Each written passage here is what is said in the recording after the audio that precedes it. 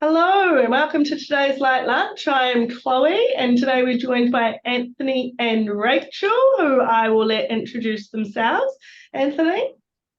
Yeah, good afternoon. I'm Anthony Bitossi. I'm currently Managing Director of Davis Doherty. We're specialists in workwear, uniform and safety gear and promotional products across multiple industries. But previous to that, I was about 11 years at Stevenson's and General Manager at Stevenson Concrete for about 3 or 4 years. So the construction industry well. Interesting. Cool. And Rachel? Good afternoon, everyone.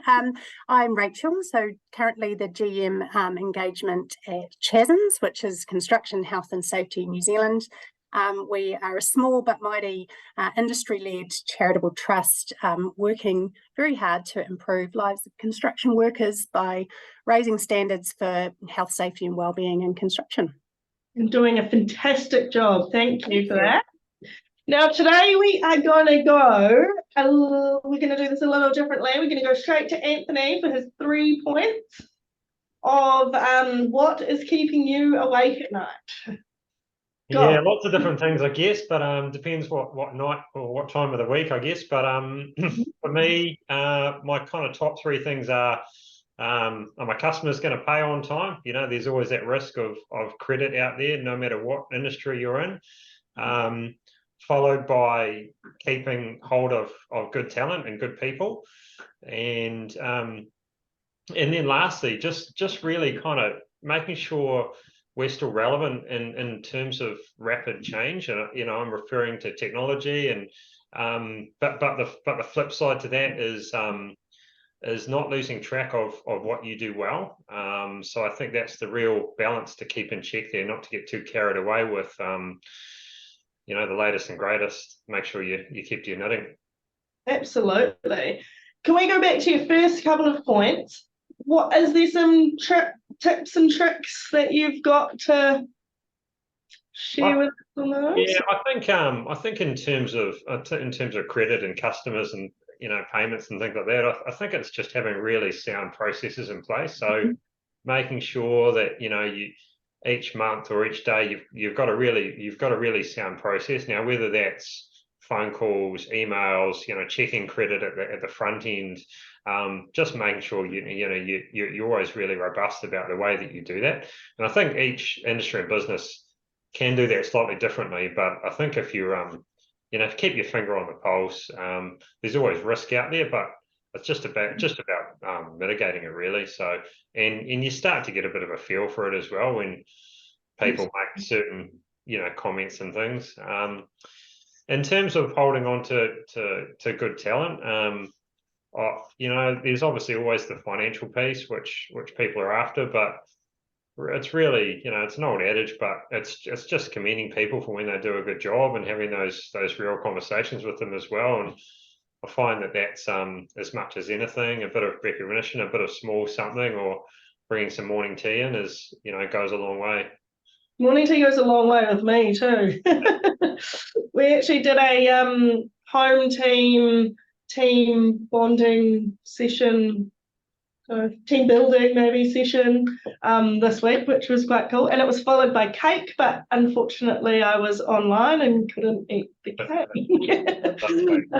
But yeah, little things like that, I guess, like helps bring everybody together and make you comfortable, and then they're sticking around for longer, right? Yeah. Cool. Rachel, what are some things that have been keeping you awake at night? Oh, and I'm a big fan of a sausage roll for morning tea, me. But I guess sort of following on from Anthony's points there, and I think that financial pressure and pressure on resources, kind of talent, people and so on, changing technology, all things that make our construction sector kind of pretty complex and at times quite dangerous to work in. And it's probably just a bit doom and gloom, but we are a dangerous sector. Kind of past 5 years, we've had over 50 people die on our work sites, making them the deadliest workplaces in New Zealand. By far the most injuries of any sector. I mean, typically we lose over $1 million days a year, just kind of in lost productivity to injury. That kind of adds to the pressure that Anthony's talking about there. And look, we are off the charts for poor kind of mental and physical health as well. And I think probably the one thing that keeps me awake most around that is that we all we tend to accept that as an inevitable part of working in this sector. And currently my Wordle score is just off the charts bad. I don't know what's going on, but I just can't seem to guess it right anymore. So, you know, that's keeping me up awake too. You're awake at night. Do you want to talk a little bit about what you've been doing to help some of those points that you're talking on? Yeah. And like you say, we've only got a few minutes here, but probably our three main focus areas for Chadden's at the moment is kind of modern regulation. So actually looking at how we can improve our regulation there. Better enforcement. We've got sort of quite a low, kind of barrier to entry, and felt that the thousands of small organisations that are actually doing this well often can be at a commercial disadvantage to those kind of bad actors that aren't acting responsibly, and also seeing what we can do to kind of leverage into the government procurement program to see how they can help sort of drive those higher standards. So that'll be the three things top of mind for us. Yeah, perfect. Great to hear that someone is looking out for everybody. Yeah, and I think just to add what Rachel said there, like in terms of you're 100% right, with the bigger organisations kind of doing it right and the smaller operators just doing what they want. I think that also can get turned around from the other side when, ultimately their clients, especially in the public sector, start to demand, those higher standards. So you'd hope over time that starts to flush them out from that perspective. But you see them around for sure. And I think it's demand those higher standards, Anthony, but also use their own resources to help improve, those smaller players sort of out there as well, I think. Yes, ma'am. Mm. Yeah, all right. Well, let's move on to something a tiny bit lighter. Anthony, do you want to tell us about something you've been reading, watching, or listening? I've just finished reading Shoe Dog, actually, Phil Knight's biography. So he's the founder of Nike, and great read. I always love biographies. Are always my favorite kind of style of book to read, especially when people have gone through such a journey. Like he has, and quite sort of inspirational. Especially starting a business from nothing and going through that journey of many decades of basically, just about falling over and things. So I find it quite inspiring, actually. Nice. And you have time to read. That's a bonus. Well, maybe 5-10 minutes before I'm sort of falling asleep in bed, but I certainly don't read a book in a week, that's for sure. Takes me a bit of time. Those people are crazy. Yeah. And what about for you? Something you're reading, listening, or watching? And this is not alone, but this is one of the books that I'm reading at the moment. I've got to keep up to date with what's going on, but also always a really good treat. Something a bit more lighthearted. If you haven't read any Trent Dalton, amazing Aussie author. And Anthony, have you watched the movie with Ben Affleck? Yeah, it's great. Fantastic. Yeah. The book is slightly different. I mean, the movie is obviously focused on the Michael Jordan. Yeah, the Michael Jordan piece, but this is a lot. Most of it is focused a lot earlier, sort of even in the 70s, and I think it even started in the 60s actually. So yeah, it's kind of a lot before that, which is fascinating. A lot of his travel to Japan, and before that was a done thing and things. So yeah. Oh, exciting! All right. What is something each of you have been doing for your well-being? You want me to go first? Yeah, go on.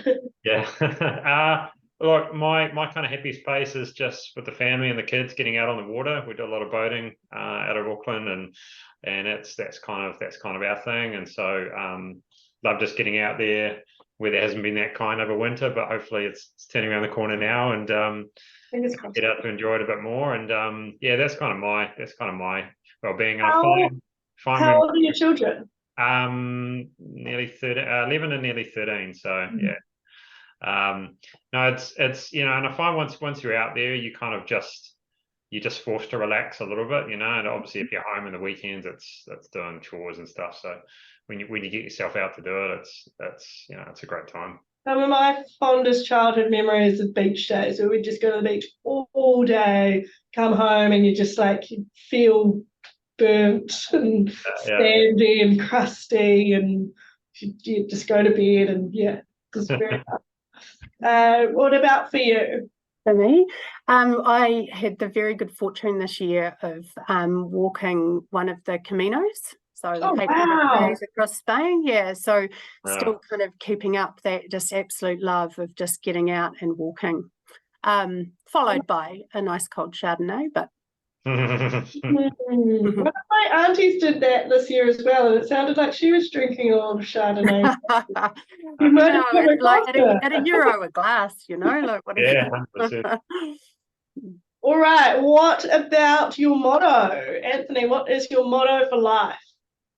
I kind of find it hard to put it into kind of one or two words, but for me, it's kind of keeping to the high ground, and by that I mean I've dealt with a lot of people where, you know, you sort of ask for something, or they've said they've done something, and that just doesn't eventuate. And I guess my belief is no matter who it is you're dealing with, whether it's employees, customers, suppliers, whatever, you know, if you say you're going to do something, just do it. And I know it's kind of obvious, but the amount of times that I see, you know, people not sticking to what they say they're going to do because maybe they view it as, I don't know, you know, too small or whatever. So my belief is to really maintain that, you know, that level, I guess that level of integrity. And I find that if you uphold that standard, people respect you a lot more. Totally, that's yeah. And for you, Rachel? It's not very highbrow, Chloe, but mine has been for a long time. It's just quite simply, don't be a dick. Yeah. So yeah, just don't be a dick. I love it. And not as articulate way of saying what you've just said, Anthony. No, but it's kind of the same. It's kind of the same sort of thing, right? You know, like I mean, that can be the same, done the same way, right? You know, you're a dick, you didn't get back to me or whatever. You know, it's something different. Yeah.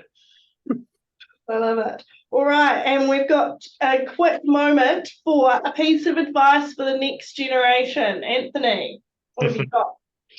I reckon, don't believe everything you see, and really challenge what you see in front of you. You know, it's especially in an age where we've got so much kind of information coming at us, and too much. You know, yeah, that's right. And you know, that just wasn't the case kind of generations ago. You know, you had your 6 o'clock news or your newspaper or whatever, and I think you know, you sort of trust those sources of information. So I really believe it's okay, you've seen something online or whatever, or somebody said something to you, but is that correct, and is that the right way of going? So make sure you constantly kind of challenge that. Great advice for everybody, not just the next generation. And what about for you? Me, I think to say there is plenty of time to do all of the things. So, you know, to not be in such a rush to kind of tick off all the big ticket life items. I see a lot of that kind of pressure and expectation with some of our younger generation now, and don't underestimate the value of really, really good relationships in the workplace. That is great advice. Awesome. Well, thank you both for joining us, and we will see everybody next time on Light Lunch. Well, thanks for having us, Chloe. See ya. See ya. Bye. Bye.